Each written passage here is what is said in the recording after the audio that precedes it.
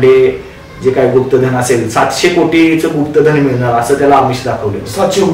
700 कोटीचं आणि त्यासाठी त्यानं 1.5-2 कोटी रुपये त्या मांत्रिकावर खर्च केले होते. म्हणजे हा व्यवहार. निर्मूलन वार्तापत्राचे व्यवस्थापकीय संपादक श्री राहुल थोरात सर यांच्याशी आपण आज चर्चा करण्यासाठी एकत्रित आलेलो आहोत आणि खूप दिवसापासून सर बिझी होते, त्यांनी आपल्यासाठी वेळ काढला. सर, अंधश्रद्धा निर्मूलन समिती किती वर्ष झाली कार्यरत आहे? महाराष्ट्रामध्ये डॉक्टर नरेंद्र दाभोलकर यांनी अंधश्रद्धा निर्मूलन समितीची स्थापना केली. गेल्या 35 वर्षापासून महाराष्ट्रामध्ये अंधश्रद्धा निर्मूलन समितीचं काम सुरू आहे. हे काम मुख्यतः लोकांच्या मनामध्ये ज्या अंधश्रद्धा असतात त्या दूर करण्यासाठी त्या लोकांचं प्रबोधन करणं, अंधश्रद्धा पसरवणारे जे बुवा बाबा असतात त्या बुवा बाबांच्यावर कायद्याचा आधार घेऊन कारवाई करणं, त्याचबरोबर लहान मुलांच्या मध्ये आणि तरुणांच्या मध्ये वैज्ञानिक दृष्टिकोन आणि विवेकवाद रुजवण्यासाठी शाळा आणि कॉलेजमध्ये जाऊन त्यांची प्रबोधन सत्र घेणं, अशा स्वरूपाचं काम गेल्या 35 वर्षापासून महाराष्ट्रामध्ये डॉक्टर नरेंद्र दाभोलकर यांच्या नेतृत्वाखाली सुरू. अंधश्रद्धा निर्मूलन समितीची सुरुवात थोडक्यात मी आपल्याला सांगतो. 1960च्या दशकामध्ये महाराष्ट्रामध्ये सर्व पुरोगामी संघटनेचं वारं मोठ्या प्रमाणात होतं. दलित चळवळी असतील किंवा इतर पुरोगामी चळवळी असतील, कामगार चळवळी असतील, या खूप मोठ्या प्रमाणात महाराष्ट्रामध्ये सुरू होत्या. विज्ञानवादी चळवळी सुद्धा महाराष्ट्रामध्ये त्याच काळामध्ये सुरू झाल्या होत्या. पण अंधश्रद्धा निर्मूलन या विषयावर चळवळ अजून सुरू झाली नव्हती. तेव्हा काही विज्ञानवादी संघटनांनी केरळचे बी प्रेमानंद नावाचे एक रॅशनलिस्ट आहेत आणि ते अंधश्रद्धा निर्मूलनावर त्या भागामध्ये मोठ्या प्रमाणामध्ये काम करत होते. त्यांचा एक दौरा महाराष्ट्रामध्ये आयोजित केला आणि संपूर्ण महाराष्ट्रभर त्या बी प्रेमानंदाने चमत्काराचं सादरीकरण आणि अंधश्रद्धा निर्मूलन यांच्यावर व्याख्यानं दिली. ही व्याख्यानं आयोजित करण्यामध्ये डॉक्टर नरेंद्र दाभोलकरांचा सुद्धा मोठा सहभाग होता. त्याच वेळेला डॉक्टर नरेंद्र दाभोलकरांना असं सुचलं की अंधश्रद्धा निर्मूलन हा विषय घेऊन महाराष्ट्रामध्ये आपल्याला काम करण्याची अत्यंत गरज आहे. कारण का 1960च्या दशकामध्ये आपण पाहिलं असेल, एका बाजूला जरी ह्या पुरोगामी चळवळी, कामगार चळवळी, दलित चळवळी होत्या, पण दुसऱ्या बाजूला समाज हा पुन्हा एकदा अंधश्रद्धेच्या गरक्यात अडकला होता. महाराष्ट्रामध्ये गावोगावी छोटे मोठे देवऋषी असतील किंवा मोठ्या शहरामध्ये मोठे बुवा बाबा असतील, यांचं प्रस्थ खूप मोठ्या प्रमाणात वाढलं होतं. त्यांची चिकित्सा करणारं, त्यांना प्रश्न विचारणारं असं एक संघटन महाराष्ट्रामध्ये त्या काळात अजिबात नव्हतं. हे काम काही प्रमाणात महाराष्ट्रातील प्रसार माध्यमं करायची. त्याच्यामध्ये किर्लोस्कर हे मासिक खूप मोठ्या आघाडीवर होतं. त्याचबरोबर अनिल अवचट होते, ते बुवा बाबांच्या दरबारात जाऊन तिथे काय गैरप्रकार चालतायत याच्यावर खास रिपोर्टाज लिहायचे. पण हे काम अत्यंत कमी स्वरूपात आणि असंघटितपणे सगळं सुरू होतं. या कामावर लक्ष केंद्रित करणं, या विषयावर लक्ष केंद्रित करणं खूप गरजेचं आहे असं डॉक्टर नरेंद्र दाभोलकरांच्या लक्षात आलं आणि त्यांनी महाराष्ट्रामध्ये हे काम हाती घेतलं. हे काम जेव्हा डॉक्टर नरेंद्र दाभोलकरांनी हाती घेतलं तेव्हा काही मोजकेच सहकारी त्यांच्या सोबत होते. त्यामध्ये प्राध्यापक पर आरडे असतील, कुमार मंडपे असतील आणि पुण्यातील काही कार्यकर्ते असतील. अशा लोकांनी मिळून पहिल्यांदा महाराष्ट्र अंधश्रद्धा निर्मूलन समितीचे काम सुरू केलं. पहिल्या टप्प्यामध्ये शाळा कॉलेजमध्ये जाऊन या विषयावर व्याख्यानं देणं, मुलांना जे बुवा बाबा चमत्कार करून दाखवतात ते हातचलाकीचे काही चमत्कार असतात, काही रसायनं वापरून चमत्कार केलेले असतात. या चमत्काराचं सादरीकरण करून बुवा बाबा लोकांना कसं फसवतात याचं प्रात्यक्षिक दाखवणं, त्यासोबत गावोगावी जे छोटे मोठे देवऋषी आहेत त्यांचा भांडाफोड करणं, अशी कामं ही पहिल्या टप्प्यात डॉक्टर नरेंद्र दाभोलकरांनी सुरू केली. हळूहळू या कामाला खूप मोठा प्रतिसाद मिळत गेला. संपूर्ण महाराष्ट्रभर डॉक्टर दाभोलकरांनी त्यांच्या व्याख्यानांचं आयोजन केलं. डॉक्टर नरेंद्र दाभोळकरांची त्या काळामध्ये 3-3 दिवसाची 7-7 दिवसाची व्याख्यानं वेगवेगळ्या शहरामध्ये गावामध्ये व्हायची. या व्याख्यानामध्ये ते अंधश्रद्धा निर्मूलन, वैज्ञानिक दृष्टिकोन, चमत्कार यासारखे विषय घेऊन लोकांचं प्रबोधन करायचे. या व्याख्यानाचा उपयोग असा झाला की हा विचार ज्या लोकांना मान्य आहे अशी लोक डॉक्टर नरेंद्र दाभोळकरांच्या सोबत येऊ लागली. डॉक्टर नरेंद्र दाभोळकर ही महाराष्ट्रामध्ये संघटना बांधणीसाठी खूप मोठ्या प्रमाणात फिरले. त्यांच्या उत्कृष्ट संघटना कौशल्यामुळं महाराष्ट्रातल्या वेगवेगळ्या जिल्ह्यामध्ये हळूहळू अंधश्रद्धा निर्मूलन समितीच्या शाखा सुरू व्हायला लागल्या. 1990 ते 95 या काळामध्ये डॉक्टर नरेंद्र दाभोळकरांनी संपूर्ण महाराष्ट्र पिंजून काढला आणि अंधश्रद्धा निर्मूलन समितीच्या शाखा सुरू केल्या. नुसतं संघटनात्मक काम करून कुठलीही संघटना वाढत नसते. त्या संघटनेला काहीतरी प्रोग्राम हवा असतो, काहीतरी उपक्रम हवे असतात, काहीतरी संघर्ष लागतो. त्यामुळे डॉक्टर नरेंद्र दाभोळकरांनी महाराष्ट्रामध्ये जे मोठे मोठे बुवा बाबा होते त्यांच्या विरोधात एक मोठी आघाडी उघडली. ज्या ज्या ठिकाणी भानामती सारखे प्रकार होत असतील किंवा ज्या ज्या ठिकाणी भूताच्या बद्दलच्या अंधश्रद्धा असतील तिथं प्रत्यक्ष जाऊन डॉक्टर नरेंद्र दाभोळकरांनी हे अंधश्रद्धा निर्मूलन समितीचं काम सुरू केलं. या कामाला 90च्या दशकामध्ये महाराष्ट्रातील प्रसारमाध्यमांनीही खूप मोठा प्रतिसाद दिला. त्यामुळे हे काम सर्वसामान्य लोकांच्या पर्यंत पोहोचू शकलं. अशा प्रकारे हे काम महाराष्ट्रामध्ये सुरू झालं आणि अंधश्रद्धा निर्मूलन हा एकच विषय घेऊन डॉक्टरांनी हे काम सुरू केल्यामुळं या कामाला न्याय देता आला. अनेक बुवा बाबांचा भांडाफोड आमच्या कार्यकर्त्यांनी संपूर्ण महाराष्ट्रभर केलाय. 1000 पेक्षा जास्त बुवा बाबांचा भांडाफोड अंधश्रद्धा निर्मूलन समितीच्या कार्यकर्त्यांनी आतापर्यंत केला असेल. सर मला आता तुम्ही जे सांगताय बुवा बाबांचे वगैरे, तर मला प्रश्न पडतोय, तुम्ही एखाद्या सुरुवातीला तुम्हाला जशी बातमी मिळते या एरियात हा बाबा आहे आणि ह्याचे चमत्कार होते, सर्वप्रथम तुमची रिएक्शन काय असते किंवा तुमची प्रतिक्रिया काय असते की या बाबाला काय करावं आणि कसं काय व्हावं? आमच्याकडे ज्या वेळेला एखाद्या बुवा बाबाच्या किंवा देवरुसेच्या तक्रारी येतात, लोक घेऊन येतात. खरं तर ह्या ज्या तक्रारी असतात ते पीडित जे लोक असतात ज्यांची फसवणूक त्या बुवा बाबांच्याकडून झालेली असते, तीच लोक आमच्याशी संपर्क साधतात. आम्हाला आश्चर्य वाटतं आजच्या विज्ञान युगामध्ये सुद्धा आपल्या स्वतःच्या समस्येसाठी किंवा आपल्या स्वतःच्या कौटुंबिक प्रॉब्लेमसाठी एखाद्या बुवा बाबांचा आधार घेणं, ही जी लोकांची अजूनही मानसिकता आहे ती मानसिकता खरं तर आश्चर्यकारक आहे. या सगळ्यावर आज उपाय निघालेले आहेत. मानसशास्त्रामध्ये चांगले मानसिक काउन्सिलिंग करणारे कार्यकर्ते आहेत, डॉक्टर्स आहेत. त्याचबरोबर आपल्या कौटुंबिक समस्या किंवा सामाजिक समस्या ह्या कशामुळे निर्माण झालेल्या आहेत याचं आज आपल्याला सारासार विचार करून उत्तर शोधता येतं. पण लोकांना काही शॉर्टकट हवा असतो आणि लोकांचा कुठल्या तर एखाद्या अलौकिक शक्तीवर, दैवी शक्तीवर विश्वास असतो आणि लोकांना असं वाटत असतं की ही दैवी शक्ती एखाद्या बुवामध्ये आहे, बाबामध्ये आहे आणि तो त्याच्या दैवी शक्तीमुळं आपली समस्या दूर करेल असा एक लोकांचा विश्वास म्हणण्यापेक्षा एक अंधविश्वास असतो आणि या अंधविश्वासातूनच लोक ही बुवा बाबांच्या जाळ्यामध्ये अडकलेले असतात. सर आता तुम्ही जसं बुवा बाबाबद्दल बोलताय, सुरुवातीला मी एखाद्या व्यक्तीकडे गेलो, सर असं वाटत नाही का की बुवा बाबावरती म्हणजे जसा की एखादा माणूस देवावर विश्वास ठेवतो त्या प्रकारे विश्वास ठेवून त्याची जर खरोखर त्याची मदत होत असली, म्हणजे समजा माझ्यावर विश्वास ठेवून तुमचं एखादं काम होत असलं किंवा एखादी छोटी मोठी अडचण जर निघत असली तर ती ओळख काय आहे?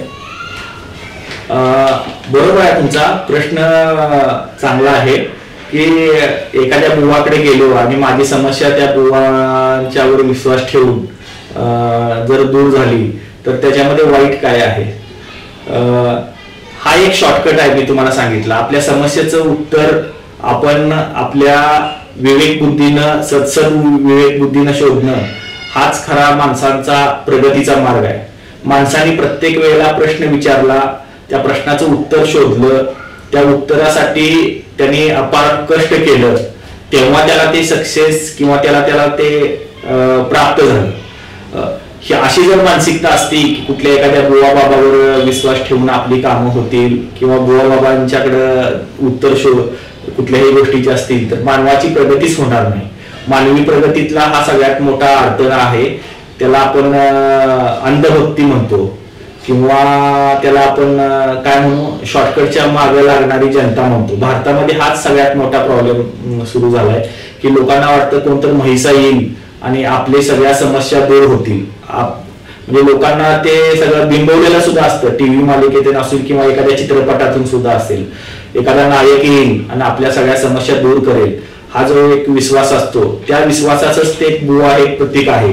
बुवाला कळलं लोक ते नायक, जसं पिक्चर मधला नायक असतो सगळ्या समस्या दूर करणारा, तस त्याच हेतून बघतात. त्यामुळं आपली कार्यक्षमता कमी होते, आपली पुढे जाण्याची जी क्षमता आहे आपल्या स्वतःच्या कष्टातून, आपल्या स्वतःच्या विवेक बुद्धीतून, ती नष्ट होते. त्यामुळं आमचा खरा या गोष्टीला विरोध आहे. आणि समस्या बुवांच्याकडे जाण्यानं पूर्ण दूर होत नाही, समस्या दूर होण्याचा तो एक आभास निर्माण होतो. लक्षात घ्या, एखाद्याला समजा कॅन्सर असेल आणि त्याला माहित नाही की स्वतःला मला कॅन्सर आहे, त्याचं काहीतरी डोकं दुखत असेल आणि त्याला ट्युमर झाला असेल मेंदूचा, आणि तो जर बुवाकडे गेला आणि सांगितलं की बाबा, त्याला माहित नाही त्या बिचाऱ्याला त्याला खरोखर कॅन्सर आहे का नाही, पण तो बुवाकडे गेला आणि काही दिवस त्याचं डोकं दुखायचं थांबलं, तर तो काय म्हणेल की बुवाच्या आशीर्वादामुळे किंवा बुवा बाबांच्यावर मी विश्वास ठेवला, श्रद्धा ठेवली, त्यामुळे माझं डोकं दुखायचं थांबलं. पण काही आजार असे 2 महिने थांबलेले असतात, पुन्हा ते उपाळून येतात. त्यातला जर प्रकार असेल तर तो कॅन्सर त्या बुवाच्या आशीर्वादाने दूर होणार नाही, त्याला पुन्हा डॉक्टरांच्याकडे जावं लागेल. म्हणजे काही मोठे आजार असतील किंवा आपल्या समस्या असतील, त्या बुवाबाबांच्या आहारी जाऊन आपण त्या समस्या काही वेळेला आपण वाढू पण शकता. म्हणजे त्याच्यामध्ये आपला वेळ वाया जातो, आणि वेळ एखाद्या आजारात जर वाया गेला तर तो आजार पुढल्या स्टेपला गेला तर तो बरा होऊ शकत नाही. त्यामुळे बुवाबाबांच्या नादी लागण्यामधले हे सुद्धा मोठे धोके आहेत आजाराच्या बाबतीत, की बुवाबाबांच्याकडे जाऊन आपला आजार बरं झाल्याचा आपल्याला स्वतःला एक भास होतो आणि एक बरं वाटतं की आता माझी समस्या या माणसानं घेतलेली आहेत स्वतःच्या खांद्यावर आणि मी त्या समस्येतून दूर झालेलो. ही एक आपली एक मानसिक खोटी अवस्था असते असं मला वाटतंय. आणि सर, म्हणजे तुम्ही असं थोडक्यात म्हणजे एखाद्या माणसाला किंवा तुम्ही तो थोडक्यात देवावरचा विश्वास, श्रद्धा कशाला म्हणायची आणि अंधश्रद्धा कशाला म्हणायची? श्रद्धा आणि अंधश्रद्धा याच्यामध्ये खूप एक छोटीशी एक रेषा आहे असं म्हणून. काही लोकांच्या श्रद्धा ह्या काही लोकांच्या अंधश्रद्धा असतात. म्हणजे माझ्या देवाला मी बोकड कापणं ही एक माझी श्रद्धा आहे, पण तीच श्रद्धा दुसऱ्या समाजाला अंधश्रद्धा वाटत असते. पशुबळी देणं किंवा जीवाची हत्या करणं, प्राणी हत्या करणं हे त्यांच्या धर्मामध्ये पाप समजलं जातं किंवा निषिद्ध मानलं जातं. त्यामुळे श्रद्धेची व्याख्या ही व्यक्तीनुसार बदलत जाते. काही व्यक्तींच्या श्रद्धा ह्या दुसऱ्या व्यक्तींच्या अंधश्रद्धा असू शकतात. आणि त्यामुळे श्रद्धेची व्याख्या म्हटलं तर जी गोष्ट आपल्या मनाला उन्नत करते, जी गोष्ट आपल्या गोष्टीमुळे आपलं मन आनंदित होतं, ती गोष्ट म्हणजे श्रद्धा म्हणून. पण त्याच्या पुढली पायरी, आपण जी गोष्ट मानत असू त्या गोष्टीला जर आपण चिकित्सा करण्याचा जर विरोध केला, त्या गोष्टीची जर चिकित्सा करण्याचा विरोध केला तर ती अंधश्रद्धेमध्ये परावर्तित होते. म्हणजे माझी अशी श्रद्धा आहे की अमुक अमुक बाबाकडे गेलं तर मूल होतं, अशी एक श्रद्धा आहे. आणि आश्रमामध्ये त्या आलेल्या 100 पैकी बाबा आपण असं पकडू की काही 90% लोकांना त्या बाबाच्या आशीर्वादामुळे जर मूल होत असेल आणि ते जर विज्ञानाच्या आधारे तो बाबा सिद्ध करू शकला की माझ्या अमुक अमुक औषधामुळं किंवा अमुक अमुक मंत्र म्हटल्यामुळं ज्यांना मूल होत नाहीत अशांना मुलं होतात, तर त्याच्या तपासण्या करण्याच्या पद्धती सुद्धा सायन्सनं ठरवलेल्या आहेत. म्हणजे त्यानं जपानच्या जरी महिलेला आशीर्वाद दिला किंवा तो मंत्र म्हणायला लावला तर तिला सुद्धा मूल झालं पाहिजे, किंवा इथल्या साध्या महाराष्ट्रातल्या जरी महिलेला त्या बाबानं आशीर्वाद दिला, तो मंत्र म्हणायला लावला तर मूल झालं पाहिजे. अशा ज्या काही पद्धती आहेत त्यानुसारच त्या बाबाची चिकित्सा होते. म्हणजे तुमचं म्हणण्याचं एकत्रित म्हणणं असं आहे की ते सारे मिळले पाहिजे, सगळीकडे त्याचा अनुभव आला पाहिजे. समजा एखादं टॅबलेट आहे, तापावरले औषध आहे, ते औषध मी खाल्लं तर माझा ताप बरा होईल, ते जपान मधल्या माणसाने खाल्लं तर तो ताप बरा होईल, कारण त्याच्यामध्ये एक सूत्र असतं, एक गुण असतो. तसा त्या बाबाच्या मंत्रामध्ये जर गुण असेल तर तो सगळ्या जाती धर्माच्या माणसाला, प्रत्येक देशातल्या माणसाला तो लागू झाला पाहिजे, एकसारखा लागू झाला पाहिजे. म्हणजे हे एक उदाहरण झालं. हे सगळ्याच गोष्टीला आपण लागू करू शकतो. तसं म्हणलं तर ठीक आहे सर. सर माझं एक म्हणणं आहे की जास्तीत जास्त हे झाले आता लोकांच्या, तुम्ही म्हटलं की श्रद्धेपोटी, काही काही लोकांचे असं बघितलंय की वासनेपोटी सुद्धा अंधश्रद्धा होत असते. म्हणजे जसं की आता तुम्ही म्हैसाचं प्रकरण बघताय की तिथं असं म्हटलं गेलं की तुमच्या घराखाली 7 अंडे सोन्याचे आहेत. हो. त्यात तुम्हाला कसं वाटते की त्या माणसाची चूक म्हणावी की त्या पोवाची चूक म्हणावी? कारण का ज्याला पटते की 7 अंडे माझ्या घरात आहेत, हा माणसाचा मूळपणा म्हणायचं की अंधश्रद्धा. खरं आहे, आजकालच्या विज्ञान युगामध्ये सुद्धा लोकांना असं वाटतं की जमिनीखाली खूप मोठ्या प्रमाणात गुप्तधन आहे आणि ते गुप्तधन काढण्यासाठी जर आघोडी पूजा केली तर ते गुप्तधन आपल्याला मिळू शकतं. अशी लोकांची श्रद्धा असल्यामुळं या श्रद्धेचा गैरफायदा घेणारे बाबा सुद्धा आज समाजामध्ये मोठ्या प्रमाणात तयार झालेले आहेत. हे बाबा लोकांना गुप्तधन काढण्याचा आमिष दाखवून लोकांची लुबाडणूक, फसवणूक करत असतात. याचंच एक उदाहरण म्हणजे आपल्या सांगली जिल्ह्यामधलं म्हैसाळचं जे मोठं 9 लोकांचं हत्याकांड झालं ते आहे. म्हणजे अंधश्रद्धा कुठल्या थराला जाऊ शकते, अख्खी 2 कुटुंब अंधश्रद्धेच्या आहारी जाऊन संपवू शकतात, आणि हे पण सगळं आजच्या युगामध्ये होतं. तर हे खूप लाजिरवाणी गोष्ट आहे. म्हैसाळच्या प्रकरणाबद्दल मी थोडक्यात माहिती सांगतो, त्यामुळं मग आपल्या लक्षात येईल की या प्रकरणामागं चे काय काय कामगिरी आहेत. म्हैसाळा होनमोरे नावाची जी फॅमिली होती ती खूप सुशिक्षित फॅमिली होती. त्यांचा एक भाऊ हा शिक्षक होता, दुसरा भाऊ हा जनावरांचा डॉक्टर होता, आणि त्यांची मुलं सुद्धा गव्हर्नमेंट जॉबला बँकेमध्ये होती. म्हणजे अशी मध्यमवर्गीय सुखी फॅमिली. पण त्या फॅमिली मधले जे शिक्षक आणि डॉक्टर होते हे दोघं सुद्धा हे अंधश्रद्धेच्या आहारी गेले होते. जरी ते शिक्षित असले, सुशिक्षित असले, तरी त्यांच्या मनामध्ये अंधश्रद्धा ह्या दडल्या होत्या. त्यांचा असा अलौकिक शक्तीवर खूप मोठ्या प्रमाणात विश्वास होता, आणि त्यामुळं त्या विश्वासाचा गैरफायदा घेऊन एका मांत्रिकाने त्यांना असं सांगितलं की तुमचं जे गावातलं जुनं घर आहे त्या पडक्या घरामध्ये गुप्तधन आहे, खूप मोठ्या प्रमाणात गुप्तधन आहे, आणि ते गुप्तधन काढण्यासाठी खूप वस्तू लागतात, काही पूजा कराव्या लागतात, आणि त्या पूजा कराव्यासाठी त्यांनी वेळोवेळी त्यांच्याकडून लाखो रुपये त्या देवऋषांनी, त्या मांत्रिकांवर उचलले. जवळजवळ आम्हाला असं समजलं की 1.5-2 कोटी रुपये त्या बुवा बाबांनी त्या 2 शिक्षकांच्याकडून, डॉक्टरांच्याकडून उकळले होते. आणि हे सगळं उकळताना त्यांनी म्हणे एकदा त्यांच्या शेतामध्ये त्या बुवा बाबांना घेऊन जाऊन शेतामध्ये गुप्तधन आहे आणि ते आपण काढूया म्हणून त्या बुवा बाबांनी काही छोट्या छोट्या सोन्याच्या मूर्ती काढून दाखवल्या होत्या. हे बुवा बाबांची फसवणूक करण्याची एक पद्धत असते.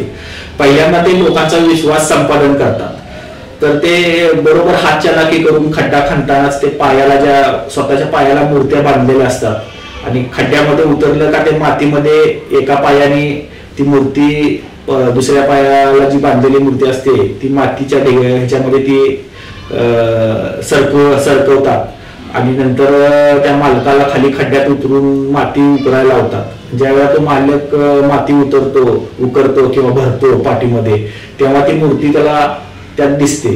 त्यामुळे त्या लोकांचा असा विश्वास बसतो की बघा माझ्याच खोऱ्यामध्ये ती मूर्ती आली, याचा अर्थ इथं गुप्तधन आहे. महाराज म्हणतो की हे छोटं आहे, गुप्तधन आहे, पण जर तुला मोठं गुप्तधन, मोठे हांडे तुला शोधायचे असतील तर याच्यासाठी अजून एक मोठी पूजा करावी लागतील किंवा आमच्या मोठ्या महाराजांना घेऊन यावं लागेल, त्याला हे सगळं करावं लागतील. म्हणजे आपल्याकडे जशी खोटं सोनं विकण्याची जी पद्धत आहे, काही लोक आपल्याला सांगतात की मला हे सोनं सापडलंय आणि तुम्हाला अत्यंत कमी किमतीमध्ये मी देतो. मग आपण त्याला विचारतो हे खरं आहे का खोटं आहे, तर त्यातला एक आपल्याला एक मणी आपल्याला काढून देतात आणि म्हणतात तुम्ही जाऊन सोनाराकडे तपासून या, ही माळ खरी आहे का खोटे. मग आपण ज्यावेळेला सोनाराकडे जातो त्यावेळेला तो मणी खरा असतो, पण त्यांनी त्या माळेमध्ये फक्त काहीच खरे मणी ठेवलेले असतात आणि सगळी माळ ती बोगस असते सोन्याची. त्याच पद्धतीने हे बुवा पहिल्यांदा लोकांच्या फसवणूक करण्यासाठी, लोकांचा विश्वास दाखवण्यासाठी असे छोटे छोटे हातचलाकी करून लोकांचा विश्वास संपादन करतात. आणि तशाच काही प्रकार म्हैसाळमध्ये केला होता असं आमच्या निदर्शनात आलं. त्याचमुळं त्या शिक्षकांचा आणि डॉक्टरांचा त्या मांत्रिकावर विश्वास बसला आणि त्या मांत्रिकांना त्यांनी लाखो रुपये, करोडो रुपये देऊन ते स्वतः कर्जबाजारी झाले. कर्जबाजारी झाल्यानंतर सुद्धा ज्या लोकांनी त्यांना कर्ज दिलं होतं ती लोक त्यांना पैसे परत मागायला लागली. त्यावेळेला ह्यांच्याकडे पैसे सगळे संपलेले, कारण ह्यांनी सगळे पैसे त्या मांत्रिकावर खर्च केले होते. मग हे डॉक्टर आणि ते शिक्षक दोघांनी त्या मांत्रिकांना पुन्हा पैसे म्हटले, आम्हाला काय आता हे नको बाबा, ते काय गुप्तधन मिळेना झालंय. असा प्रकार 3-4 वर्ष सुरू होता. 3-4 वर्षात हे सगळे करोडो रुपये त्या मांत्रिकावर त्या शिक्षकांनी आणि डॉक्टरांनी खर्च केले होते. आणि त्यावेळेला पैसे मागायला लागला मांत्रिकाला, त्यावेळेला तो मांत्रिक टोलवा लागला, पैसे काय त्याला परत देणं झाला. आणि मांत्रिकानं शेवटची त्यांच्याकडे एक इच्छा व्यक्त केली. तो म्हटला की मी शेवटची एक पूजा आपण करूया घरामध्ये, ती जर पूजा सक्सेस झाली तर 100% तुमच्याकडे ते सोन्याचे हांडे जे काय गुप्तधन असेल 700 कोटीचं गुप्तधन मिळणार, असं त्याला आमिष दाखवलं. 700 कोटीचं. आणि त्यासाठी त्यानं 1.5-2 कोटी रुपये त्या मांत्रिकावर खर्च केले होते. म्हणजे हा व्यवहार आणि हे कुठल्या थरापर्यंत गेले हे आपल्या लक्षात येईल. तर शेवटची पूजा घालूया म्हणून त्या मांत्रिकाला तो मांत्रिक त्यांच्या घरी आला आणि सगळ्यांना वरती टेरेसवर बोलवलं आणि त्यांना सगळ्यांना सांगितलं की मी ही शेवटची पूजा घालणार आहे आणि ही पूजा झाली की मध्यरात्री आपल्याला सगळ्यांना हे गुप्तधन मिळणार आहे. पण पूजा घालताना त्याने एक अट ठेवली की सगळ्या कुटुंबातली व्यक्ती, मुलापासून ते म्हाताऱ्या आईपर्यंत सगळेजण त्या पूजेसाठी पाहिजेत हजर. त्यामुळे त्याने मुलीला सुद्धा बँकेत जी नोकरी करत होती कोल्हापूर जिल्ह्यात तिला सुद्धा बोलवून घेतलं, कारण का त्या मांत्रिकाने तशी अट घातलेली की सगळं कुटुंब तुमचं पाहिजे मला पूजेसाठी आणि सगळ्यांनी जर सहकार्य केलं, मी सांगेल तसं जर तुम्ही सगळेजण वागला तरच तुम्हाला गुप्तधन मिळणार आहे. हे कुटुंब कर्जबाजारी झाल्यामुळं ते सगळं मांत्रिकाचं ऐकणं त्यांना भाग होतं आणि सांगितलं की शेवटची मी पूजा तुमच्या घरामध्ये घालतो आणि त्या पूजेनंतर तुम्हाला ते गुप्तधन मिळेल आणि तो जर ते गुप्तधन तुम्हाला नाही मिळालं तर मी तुमचे पैसे परत देईन असं सांगितल्यामुळं त्या मांत्रिकाला त्या होनमोरे कुटुंबाने पुन्हा बोलवून घेतलं आणि त्या मांत्रिकाने गुप्त धन काढण्यासाठी एक आघोरी पूजा करावी लागेल, एक पूजा करावी लागेल म्हणून सगळ्या कुटुंबांना एकत्र बोलवलं. 2 भावांची कुटुंब एकत्र झाली आणि प्रत्येकाला तो सगळ्यांना त्याने गच्चीवर थांबायला सांगितलं आणि हा स्वतः मांत्रिक खाली बसला खालच्या रूम मध्ये आणि त्याने सांगितलं की मी प्रत्येकाला बोलवून घेईन आणि प्रत्येकाला मी काही विधी सांगेन, ते विधी त्यांनी करायचे. असं प्रत्येक कुटुंबातल्या व्यक्तीने जर हे विधी मी सांगेल त्या पद्धतीने केलं तर नक्की तुम्हाला गुप्तधन मिळेल. त्यामुळे तो सगळ्या कुटुंबाला त्यानं वरती गच्चीवर पाठवलं आणि एका व्यक्तीला तो खाली बोलवायचा. खाली बोलवून त्या व्यक्तीकडं एक मूठभर गहू द्यायचा आणि त्यांना सांगायचं की हे तुम्ही गहू मोजा आणि अमुक अमुक मंत्र म्हणा आणि त्याच्याबरोबर तो एक गोळी द्यायचा त्या माणसाला आणि त्यांना सांगायचं की ही गोळी खावा आणि तुम्ही जाऊन किचन मध्ये हे गहू मोजत बसा. ती गोळी म्हणजे सगळ्यात खतरनाक विष होतं, त्याचं नाव सायनाइड आहे. सायनाइडची गोळी दिली का कुठलाही व्यक्ती 5-10 मिनिटांमध्ये मृत्यू पावतो. त्या पद्धतीनं प्रत्येकाला त्यानं वेगवेगळ्या रूम मध्ये पाठवलं होतं ती गोळी चालून. त्यामुळे प्रत्येक व्यक्ती वेगवेगळ्या रूम मध्ये मृत्युमुखी पडले. त्यामुळे कुणाला एकमेकाचा संशय नाही आला आणि काही अशा पद्धतीनं त्या मांत्रिकानं 9 लोकांना बळी घेतला. हे सर्व गुप्तधनाच्या पोटीच हवेसापोटी झालं. त्या होनमोरे कुटुंबात जे शिक्षक आणि डॉक्टर होते त्यांचा असा विश्वास होता की आपल्या घरामध्ये गुप्तधन आहे आणि त्या गुप्तधनाची जर पूजा मांत्रिकाच्याकडून करून घेतली तर ते गुप्तधन आपल्याला मिळेल. जवळजवळ 700 कोटीचं गुप्तधन आहे असं त्या मांत्रिकाने त्यांना सांगितलं होतं आणि ते गुप्तधन काढण्यासाठी जवळजवळ 1.5 कोटी रुपये त्या मांत्रिकांनी त्या होनमोरे कुटुंबाच्याकडून उकळले होते. तर हे आजच्या विज्ञान युगात आजकालची ही सुशिक्षित मंडळी सुद्धा गुप्तधन सारख्या अत्यंत अघोरी किंवा अत्यंत मागास अंधश्रद्धेवर विश्वास ठेवतात. हे खूप चिंताजनक आहे.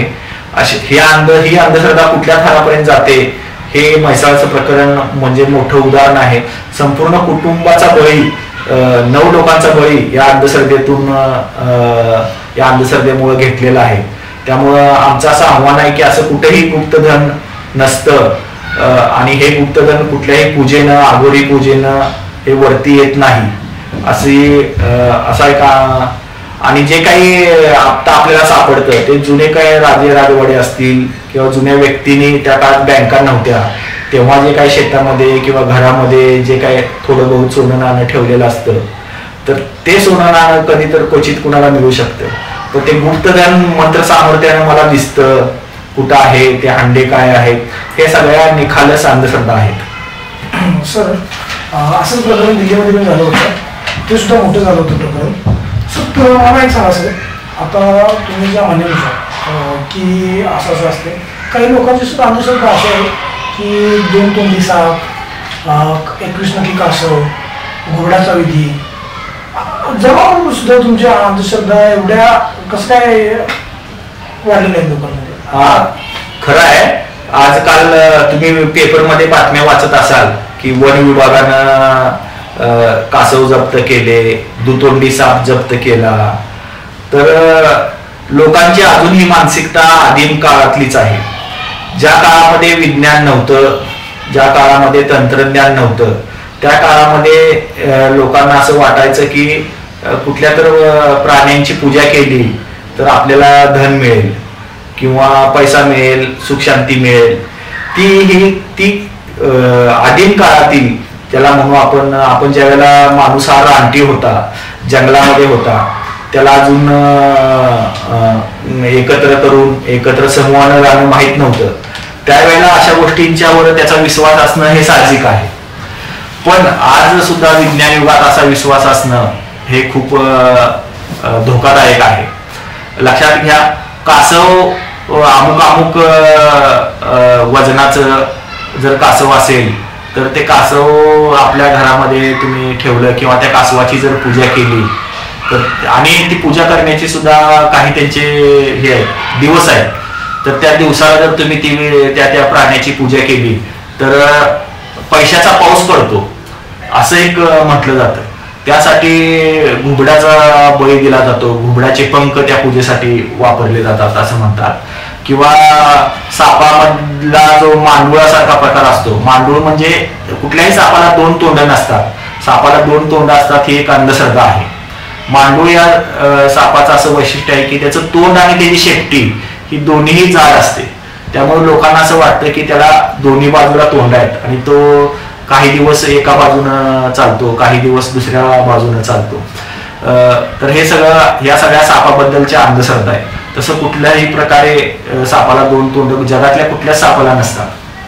काही गारुडे किंवा मांत्रिक लोक त्या मांडुळाला खोटे डोळे त्याच्या शेपटीला लावून 2 तोंड आहेत असा आभास निर्माण करतात.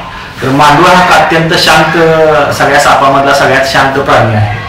त्यामुळे शांत जो असतो त्याचाच बळी दिला जातो. ह्या गुप्तधनाला कोण वाघाचा बळी देईल का? कारण का वाघ गाला पकडणं हे मानवाच्या क्षमतेपलीकडे आहे.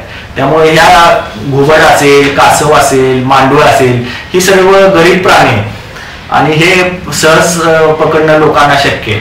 त्यामुळे आजकाल पैशाच्या पावसासाठी ह्या मांडुळांची, घुबडांची मोठ्या प्रमाणामध्ये तस्करी केली जाते आणि हे सगळे जे प्राणी आहेत हे नामशेष होण्याच्या मार्गावरले आहेत. या प्राण्यांना पकडणं हा मोठा गुन्हा आहे. त्यांची हत्या करणं हा तर त्याच्यापेक्षा खूप मोठा गुन्हा आहे. त्यामुळं वन विभागाच्या वतीनं असे जिथं जिथं ह्या तस्करी चालतात त्यांच्यावर कारवाई केली जाते. आमचं सुद्धा महाराष्ट्र अंधश्रद्धा निर्मूलन समितीच्या वतीनं सगळ्या लोकांना आव्हान आहे की आपण हे निसर्गाची वाढ करणारे, निसर्गाचं संवर्धन करणारे एक महत्वाचे हे घटक आहेत ही प्राणी म्हणजे. आणि या प्राण्यांची पूजा केली किंवा या प्राण्यांच्या सोबत कुठली रात्र घालवली तर कुठल्याही प्रकारचा पैशाचा पाऊस पडत नाही. हे सगळे बुवा बाबा मांत्रिक लोक वेगवेगळ्या ट्रिक्स वापरून लोकांना फसवत असतात. लोकांना असं वाटतं की कासव हे समृद्धीचं प्रतीक आहे. आपल्या कुठल्या तर पुस्तकात असतं किंवा कुठले तरी व्हिडिओ आपण युट्यूबला ऐकलेले असतात. आणि आजकाल ह्या नवीन अंधश्रद्धेचा प्रसार करण्यामध्ये हे युट्यूब चॅनेल्स ज्या बुवा बाबांनी चालू केलेले आहेत किंवा ज्या लोकांनी चालू केलेले आहेत ते स्वतःच हे वाढवण्यासाठी, वाचक वाढवण्यासाठी, दर्शक वाढवण्यासाठी अशा कुठल्या तर गोष्टीचा मुद्दाम एक शो करत असतात. बघा, कासवावर जर पूजा केली तर अमुक अमुक होईल, कासव असं पाहिजे तसं पाहिजे. त्यांना फक्त चॅनेलचा दर्शक वाढवणे एवढाच उद्देश असतो. आणि पण त्याच्यामुळे किती मोठी अंधश्रद्धा या समाजामध्ये रुजते याचं भान ह्या नवीन युट्यूब चॅनेलला नसतं. त्यामुळं लोक हे सगळं आज मोबाईलमध्ये बघून लोकांना असं वाटतं की आपल्याला हे अमुक अमुक केलं तर, प्राण्यांची पूजा केली, हत्या केली तर आपल्याला गुप्तधन मिळेल, पैशाचा पाऊस पडेल. हे सगळं अंधश्रद्धाच आहे. सर मला आता बघण्यात तर असं वाटतं की मी ज्यावेळी लहान होतो त्यावेळी म्हणजे मी साधारणपणे आता 25 वर्षाचा आहे. मी ज्यावेळी लहान होतो म्हणजे एक 8-10 वर्षाचा असं मी माझ्या बघण्यामध्ये जास्तीत जास्त लोकांना भूत पकडायची, भूतबाधा व्हायची. सर आता ते कमी झालं भूतबाधा. चांगला प्रश्न विचारला तो. लहानपणी म्हणजे 20 वर्षापूर्वी महाराष्ट्रातली स्थिती आणि आजची स्थिती याच्यामध्ये खूप फरक आहे. 20 वर्षापूर्वी आपल्याकडं मोबाईल नव्हता पण आज मोबाईल आलाय. 20 वर्षापूर्वी ग्रामीण भागामध्ये ज्या सुविधा नव्हत्या, लाईटच्या असतील किंवा वर्दळ असेल, वाहनं असतील, ती आता खूप वाढलेली आहे. पूर्वी एखाद्या गावामध्ये आपल्याला जर जायचं असेल आणि अंधार झाला, रात्र झाली तर आपण त्या काळात काय आपल्याकडे मोटरसायकली नव्हत्या. त्या काळात बरीच लोक चालत जायची आणि अंधाऱ्या रात्री जर चालत गेलं आणि आपल्या असं मनात सांगितलं की गाव ज्या वेळेला सुरुवात होते तिथे ओढा आहे, त्या ओढ्याखाली अमुक अमुक भूत 4 लोकांना दिसतंय, तर रात्रीच्या वेळेला जर आपण त्याच ठिकाणावरून चालत चाललो आणि जर एकटा असलो तर आपल्याला आपण 5-10 वर्षापूर्वी आपल्या आजीने सांगितलेलं, आपल्या मित्रांनी सांगितलेलं बरोबर त्या क्षणी आपल्याला तिथं ते आठवतं. आणि आठवल्यानंतर आपण त्या आठवणीनंच घाबरून गेलेलो असतो. आणि त्यानंतर आपल्याला कुठे तर त्या झाडावर आकृती दिसते भूतासारखी किंवा रस्त्यावर एखाद्या कुत्र्यासारखी, भूतासारखी आकृती दिसून आपण घाबरतो. ह्याला डोळ्याचा भ्रम म्हणतात. हॅल्युशन नावाचा एक प्रकार आहे. त्याला डोळ्याचा आणि मनाचा भ्रम एकाच वेळेला जर झाला, डोळे आणि मन हे जर एकाच वेळेला फसलं आपलं तर आपल्याला भूत दिसतं. पण हे भूत हे जगात कुठेही अस्तित्वात नाही. भूत हे लोकांच्या मनामध्ये असतं, डोक्यामध्ये असतं. त्यामुळंच हे भूत त्या ठिकाणी आपल्याला बरोबर दिसतं किंवा आवाज येतो. आणि तो आवाज भूताचा आहे किंवा एखादी आकृती डोळ्याच्या भ्रम झाल्यामुळे दिसली तर ती भूताची आकृती असं मानतो आणि आपण घाबरून जातो. आजकाल सगळ्यांच्याकडे गाड्या आलेल्या आहेत, त्यामुळे 2 मिनिटात, 1 सेकंदात भूताचा अड्डा आपण ओलांडू शकतो. त्यावेळेला तसं नव्हतं. आपल्याला सावकाश तिथून जात होतं किंवा लाईट सगळ्या रस्त्यावर आलेले आहेत आणि लोकांना आता भूताबद्दल सुद्धा बऱ्यापैकी माहीत झालेलं आहे. कुणाला आता तसे कुठल्या पोरांना भ्रम होत नाही की भूत दिसलं, अमुक झालं, तमुक झालं. तर खरं तर ही विज्ञानाची एक प्रगती. सर आणि सर आता गावाकडे किंवा तुम्ही शहराकडचे सुद्धा लोक बघताय, करणी धरणे किंवा तुम्ही भाणामध्ये म्हणता त्याला, ते होते सर. लोकांचं मन हे अजूनही आदिम काळात रमल्यामुळं लोकांना असं वाटतं की करणी भानामतीमुळं आपली कामं, आपल्या समस्या दूर होतील. याचाच फायदा हे देवऋषी घेतात.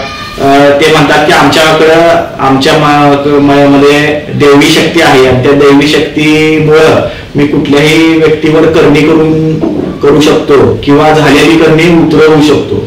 करणी भानामती म्हणजे भानामती याचा अर्थ कुठलीही वस्तू घरातली आपोआप पेटणे, घरातल्या वस्तू बाहेर जाऊन पडणे, घरातले कपडे फाटणे अशा गोष्टी जर अचानक घडायला लागल्या तर लोक घाबरून जातात.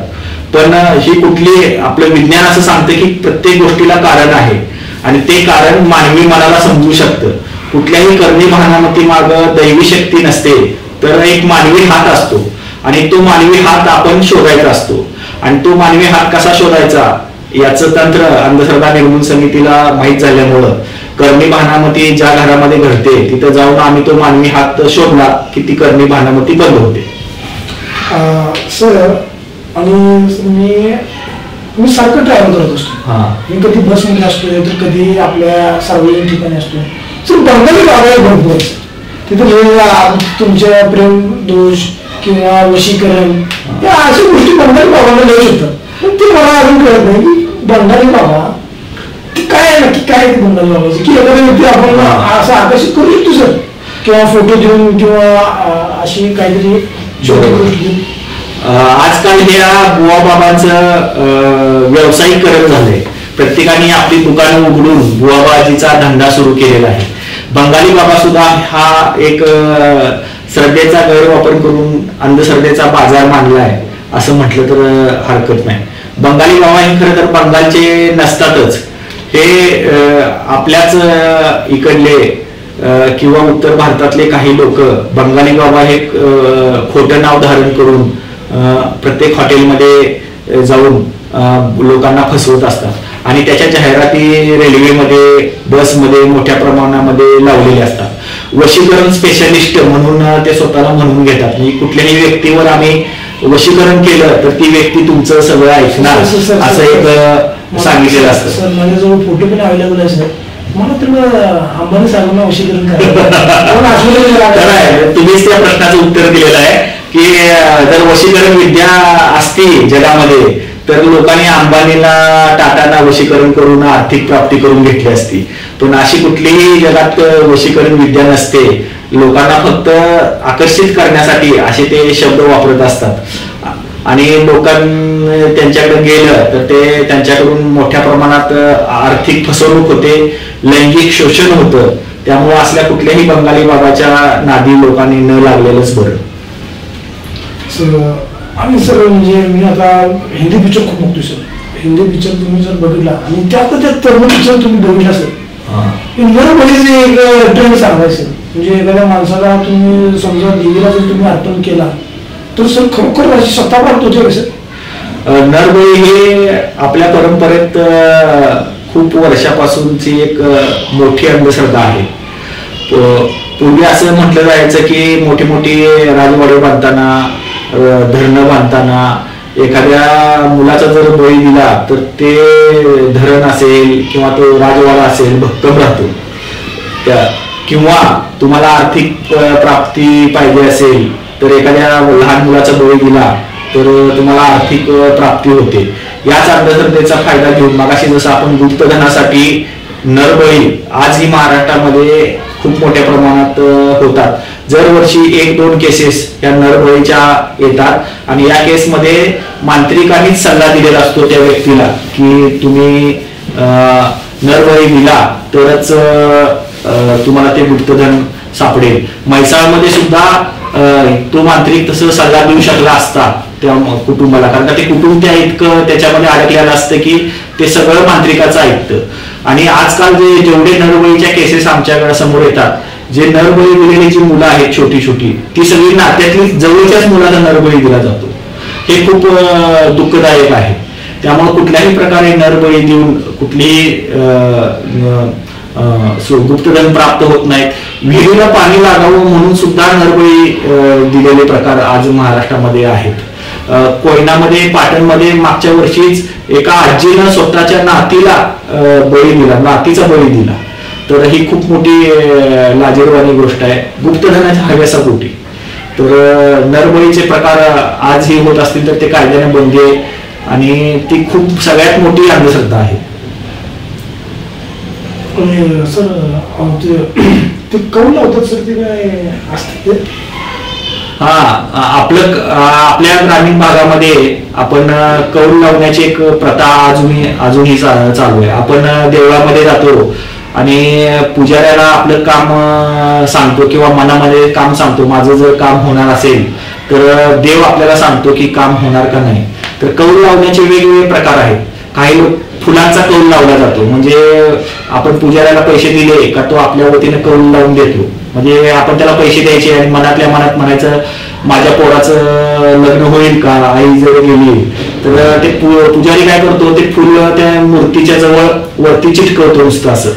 आणि जर फुल डाव्या बाजूला पडलं तर तुझं काम होणार आणि उजव्या बाजूला पडलं तर काम होणार नाही, असं ते एक प्रथा असते.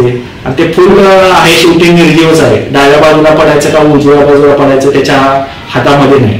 पण डाव्या बाजूला पडलं तर काम झालं तर आपण असं म्हणतो की त्या कौलमुळे झालं, आणि जर नाही झालं तर आपल्याच नशिबात दोष होता, त्याला देव तर काय करणार, म्हणून लोक स्वतःच्या नशिबाला दोष देतात. तर कौल काय काय वेळेला पुजारी हातचालाकी करून सुद्धा पाहिजे तसा कौल लावून देतात. वेगवेगळ्या प्रकारे हातचालाकी केली जाते आणि त्यांना लोकांना पाहिजे तसा कौल दिला जातो आणि यातून खूप मोठ्या प्रमाणात फसवणूक केली जाते. तर कौल ही एक हातचालाकी असेल त्याच्या मागे किंवा एक नैसर्गिक घटना असेल, त्याच्यापेक्षा वेगळं काही नाही. आम्ही सर तुमचे जे अंधश्रद्धा निर्मूलन समितीचं काम बघतो त्यामध्ये सर असं जटा निर्मूलन करतात. जटा निर्मूलन करताना सर त्या जटाचा जो भार असतो आता जो मी महिन्यानुसार ऐकलो काय होते सर नक्की की लोकांच्या मध्ये जटा निर्मूलन एवढं घाबरत का? जटा ही एक मोठी अंधश्रद्धा आहे, त्याच्यातून महिलांचं खूप मोठ्या प्रमाणात शोषण होतं. केसाची निगा जर व्यवस्थित राखली नाही तर केसामध्ये गुंता तयार होतो आणि तो गुंता हळूहळू वाढत जाऊन त्याची छोटी एक जट तयार होते. छोटी जर जट तयार झाली आणि ती जर घरातल्या एखाद्या महिलेने पाहिली, एखाद्या मुलीच्या किंवा एका महिलेच्या डोक्यात, तर जी देवभोळी महिला असते आपल्या शेजारी पाजारी ती म्हणते बघ देवीचा तुला आदेश आलाय, देवी तुझ्या डोक्यावर आल्या, आता ही जट काय तू कापू नको. आणि त्या छोट्याशा जटेला किंवा बटेला चीक व्हायला जातो, नंतर तेल पाणी हळदी कुंकू लावलं जातं. त्या चिकामुळं आणि तेलामुळं ती जट अजून मोठी मोठी मोठी होत जाते आणि खूप मोठी जट होते. 8-8 किलोच्या जटा होतात, 2-2 फुटाच्या ते 4-4 फुटापर्यंतच्या जटा होतात आणि ती जट महिलेला डोक्यावर वागवणं खूप असह्य होतं. पण ते देवाच्या भीतीमुळं ती जट कापू शकत नाही. तिच्या मनात असं असतं की जर जी जट कापली तर आपला कोप होईल आणि आपल्याला त्रास होईल, आपल्या कुटुंबाला त्रास होईल. या देवाच्या भीतीमुळे ती महिला ती जट वागवत असते. पण जटेच्या आतमध्ये इतक्या प्रचंड प्रमाणात जखमा असतात, उवा झालेले असतात, कारण का ते धुता येत नाही, विंचरता येत नाही. त्यामुळे तुम्ही विचार करा, जर 4-4 वर्ष 5-5 वर्ष जर त्या केसाला विंचरलं नाही, धुता आलं नाही, एकदम ते कडक होतं त्या चिकामुळं, दगडासारखं ते जट कडक होते, तर ते किती वास येत असेल, त्यात आत जखमा किती असतील. तर हे सगळं देवाच्या भीतीपोटी चालू झालेलं असतं. आम्ही अशा महिलांचं महाराष्ट्र अंधश्रद्धा निर्मूलन समितीच्या वतीने प्रबोधन करतो. आमच्या नंदिनी जाधव म्हणून पुण्याच्या कार्यकर्ता आहेत, त्याने आतापर्यंत 250 पेक्षा जास्त महिलांच्या प्रबोधन करून जटा काढलेल्या आहेत. त्या महिलेला सांगतो की हे जट कशामुळे येते, या जटेचा तोटा काय, तिचा सगळे स्पॉन्डिलिसिसचे आजार होतात, मानेचे त्या महिलेला आजार सुरू होतात, तिला झोपता येत नाही, तिची सतत मान दुखत असते आणि हे आजार झाल्यामुळे ती अस्वस्थ नेहमी होत असते. तर अशा महिलांची पहिल्यांदा आम्ही त्या महिलाची देवीची भीती जी मनात असते ती दूर करतो आणि तिला असं सांगतो जर तुला खूपच भीती वाटत असेल तर तू देवीला असं स्पष्ट सांग की माझी काय जट काढायची इच्छा नाही, पण ही आनिसवाले जट काढायचं म्हणतात, जर काय कोपायचं असतील तर ह्या आनिसवाल्याला कोप, मला काय कोपू नको. म्हणजे देवीची सगळी भीती, देवीचं शाप आम्ही आमच्या अंगावर घेऊन महिलेची जट काढतो आणि त्यांना त्यातून मुक्त करतो. सर आणि मला अजून एक साधा प्रश्न विचारायचा आहे, जी कार्यकर्ते तुमची असेल त्यांना सर विरोध होत नाही सर गावाकडून? विरोधाचं प्रमाण हे पूर्वी नव्हतं, पण आता ह्या काही दिवसामध्ये विरोध सुरू झालाय. लोकांना वाटतं की ह्या ज्या अंधश्रद्धा आहेत त्या आपल्या धर्माच्या श्रद्धाच आहेत. म्हणजे अंधश्रद्धेला लोक श्रद्धा मानल्यामुळं हे सगळं आज चालू झालेलं आहे आणि त्याला काही खतपाणी घालण्याचं काम काही धार्मिक संघटना, कट्टरवादी संघटना करत असतात. म्हणजे जट ही सुद्धा जर लोकांना श्रद्धा वाटत असेल तर अवघड आहे. किंवा महिलांच्या बाबतीत तर खूपच अंधश्रद्धा आजकाल आहेत, आणि महिलांच्या बद्दल जर आपण प्रबोधन करायला गेलं तर हे आमच्या धर्मात महिलांनी असंच राहायचं आहे असं सांगितलेलं असतं. त्यामुळे विरोध हा प्रत्येक ठिकाणी होतोच, पण आम्ही त्या विरोधाला विरोध नाही करत, तर ते विरोधकांना सुद्धा त्याच्या मागचं वैज्ञानिक कारण सांगतो. आजकाल कायदे सुद्धा या अंधश्रद्धेच्या विरोधात झालेले असल्यामुळं या कायद्यानुसार सुद्धा ह्या गोष्टी कशा चुकीच्या आहेत, आणि सगळ्यात महत्वाचं मानवी समाज पुढे जाण्यासाठी ह्या अंधश्रद्धा कशा अडसर ठरत आहेत हे सगळं सांगतो. विरोध तर हा नक्कीच होतो, कारण का काही अंधश्रद्धेच्या जोरावरच त्यांचा धंदा सुरू असतो, त्यांचं दुकान सुरू असतं, आणि जर समाजातल्या अंधश्रद्धा दूर झाल्या, नाहीशा झाल्या, तर त्यांचं दुकान चालणार नाही ही त्यांना भीती असते, म्हणून ते या गोष्टीला विरोध करत असतात. सर, मला अनेक तुम्हाला विचारायचं आहे की असं आता असं तुमच्या बोलण्यावर मला स्पष्ट समजते की थोड्याफार प्रमाणात तुम्ही हिंदू धर्माला सांगताय की तुम्ही जातून नाही. सर, मी असं बघायला गेलो ना, जे इथं फॉरेनचे लोक राहतात ते म्हणजे तुझं सर अंधश्रद्धा आहे, ते म्हणतात की फ्लॅट अर्थ आहे, पृथ्वी सरळ आहे. बरोबर आहे. प्रत्येक धर्मामध्ये हे अंधश्रद्धा आहेतच. म्हणजे कुठलाही धर्म, भारतातले कुठलेही धर्म घ्या किंवा जगभरातले धर्म घ्या, प्रत्येक धर्मामध्ये अंधश्रद्धा, फक्त अंधश्रद्धेचे प्रकार वेगळे असतात. भारतातल्या अंधश्रद्धा तर आपल्या सगळ्यांना माहितच आहे, पण जगभरात सुद्धा ख्रिश्चन धर्म असा मानत होता की पृथ्वीच ही मुख्य आहे, सूर्य पृथ्वीभोवती फिरतो. पण गॅलिलिओने सांगितलं की हे चूक आहे, पृथ्वी सेंटरला नाही तर सूर्य मध्यभागी आहे, आणि सूर्याच्या भोवती आपण सगळेजण फिरतो. त्यामुळं पोपला राग आला, हे तू धर्माच्या विरोधात बोलतो. धर्मात तर आपल्या असं सांगितलंय की ख्रिश्चन धर्मात पृथ्वीची सेंटरला आहे. त्यांनी गॅलिलिओ विषयाचा त्याला देऊन त्याला शिक्षा दिली, त्याला मृत्यूदंड दिला. पण आज 300 वर्षानंतर पोपने ती चूक सुधारली. पोप म्हटला की गॅलिलिओ जे सांगत होता ते खरं आहे, आज ते दुर्बिणीतून दिसतं, उपग्रहातून दिसतं. म्हणजे धर्मामध्ये जे लिहिलेलं आहे तेच खरं आहे असं मानणारी काही लोक आज सुद्धा आहेत. नाही सर, मी तुमच्या ज्या म्हणण्यानुसार मला असं वाटतं की मी भगवद्गीता वाचली. सर, तुम्ही वाचले? हा, अभ्यास केलाय, वाचली नाही पूर्ण. सर, वाचा सर भगवद्गीता, तुम्ही वाचणं गरजेचं. हो, कारण का त्या भगवद्गीतेमध्ये श्रीकृष्ण काय सांगतात ना हे समजून घेण्याचा एक भाग आहे. कारण का मी याच्या आधी काका होते त्यांचा इंटरव्ह्यू केला होता, त्यामध्ये सुद्धा झालेलं आहे की ते सुद्धा सायंटिफिकली त्यांनी सांगितले की कसं काय काय असते. तुम्ही ते वाचलं. पण मला असं कुठं नाही दिसले की कोणाची जट असते किंवा कोणतं गुप्तधन काढते श्रीकृष्णाच्या वेळेला, असं कुठं नाही दिसलं. फक्त ते काहीतरी कोणत्या तर लेखकाला लिहिलं असेल. पण मी जे ग्रंथ वाचले ना आजपर्यंत हिंदू धर्माचे, त्याच्यामध्ये सुद्धा असं कोणता विधी नाही सांगितला की अशा प्रकारे असं केलं किंवा असं केलं की कसं होते. पण लोकांना आता असं वाटायला लागलं की जर तुम्ही धार्मिक तर तुम्ही अंधश्रद्धाळू आहे. सर, असं आहे काय? असं अजिबात नाही.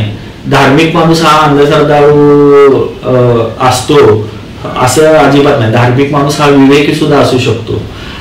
म्हणजे पूजापाठ करणं किंवा एखाद्या देवाला नमस्कार करणं ही गोष्ट वेगळी, आणि देवाधर्माच्या नावानं एखादी आघोरी पूजा करणं, देवधर्म आपल्याला काहीतरी धन संपत्ती मिळवून देईल, आपले मानसिक किंवा आपले शारीरिक प्रॉब्लेम देवाच्यामुळं आपल्या श्रद्धेमुळे दूर होतील, ह्या गोष्टी म्हणजे अंधश्रद्धा आहेत. अजूनही म्हणजे धर्म हा एक नीतीने जगण्याचा मार्ग आहे. धर्माचा जो मुख्य उद्देश आहे की सगळ्या लोकांनी, समाजानं नीतीनं राहिलं पाहिजे, प्रेमाने राहिलं पाहिजे, हा धर्माचा मुख्य उद्देश आहे. आणि ह्या ज्या नंतरच्या गोष्टी ज्या धर्म म्हणून घुसवलेल्या आहेत, नंतर ह्या घुसवल्या गेलेल्या आहेत, ह्या खरं धर्माच्या भाग नाही. म्हणजे लोकांनी आता धर्माचे 2 भाग तयार केलेले आहेत, एक नीतीचा धर्म आणि दुसरं कर्मकांडाचा धर्म. त्या काळात काही लोक कर्मकांड करत होती की पाऊस पडण्यासाठी एखादा यज्ञ जर केला तर यज्ञामुळे पाऊस पडतोय असे लोकांचा एक समज असायचा. कारण त्या काळात विज्ञान एवढं प्रगत नव्हतं, किंवा समजा दुष्काळ मोठा पडला तर अमुक जर पूजा केली, बेडकाचं लग्न लावलं किंवा अमुक काय केलं तर तो दुष्काळ जातो, पाऊस पडतो. त्या काळात लोक विचार करू शकत नव्हती, विज्ञान तेवढं प्रगत नव्हतं. आज आपल्या 4थीच्या पुस्तकात लिहिलेलं आहे पाऊस कसा पडतो, दुष्काळ कसा पडतो, पूर कशामुळे येतो, हे सगळं विज्ञानानं आज शोधून काढलेलं आहे. निसर्गाचे जे चक्र आहे ते चक्र विज्ञानानं आज संपूर्ण शोधून काढल्यामुळं ह्या गोष्टी आज आपल्याला कशा होतात हे समजतात. पण कोणतं असं सांगतं की आपल्या अमुक लोकांनी पर्जन्य यज्ञ केला होता त्यामुळे पाऊस पडला, तर ते त्या काळात ठीक होतं. त्या काळात लोकांच्याकडे काही दुसरा पर्यायच नव्हता ना. पण आज पाऊस न पडण्याची कारणं माहित आहेत. जंगलतोड झालेले आहे, पर्यावरण सगळं हे झालेलं आहे, नष्ट झालेलं आहे, त्यामुळे पाऊस कमी झालेला आहे. म्हणजे ही सगळी कारणं विज्ञान शोधून काढून ह्या अंधश्रद्धा, ह्या जुन्या पिढीतील अंधश्रद्धा आहेत हे आज विज्ञानानं सिद्ध केलेलं आहे. त्यामुळे आपण नेहमी पुढला विचार केला पाहिजे विज्ञानाचा.